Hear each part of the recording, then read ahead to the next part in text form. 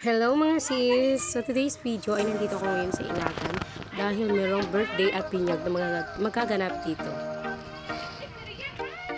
So ayan nga guys, ay medyo natagalan kami nakapunta dito dahil gawa ng meron pa kaming unang pinuntahan ni Mr. So ayan, nagpicture-picture na nga muna sila at syempre dahil wala pa yung hinihintay namin na magbe-birthday today. Na si Keisha, happy birthday, and Christine, baby. So ayan nga guys, nandito na sila at syempre excited na kami. Ang cute yung baby. And then ayan nga, nagsasabi pa ng Mr. at si Mr. na ay doon na siya pumunta sa likod dahil daw nahihiya siya.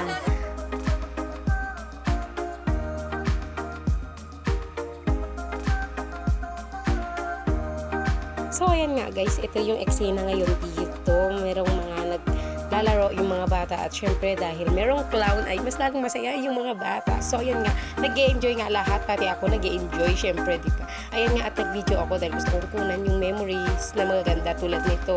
Ito yung tita ko, yung anak niya yan yung baby na magbibinyag. So yun, napaka-cute. Hi Keisha! So ayan nga guys, at syempre sisimulan na din yung palaro para masimulan na yung happy-happy para sa mga bata.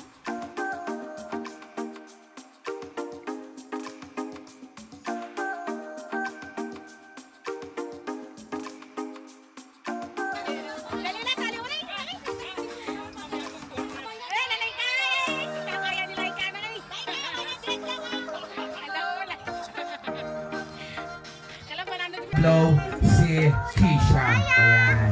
Okay, sabay-sabay tayo kids. Bilang tayo in a count. So, 1, 2, 3, blow! Yes. Ayan. Okay, siyempre. Sama rin po kami sa picture taking. Kaya may parang po kami kila Mami Sir at si Keisha. Dito, tapos ito nga at yung mga bata ay nag-e-enjoy super. Dahil 1, 2, 3, smile!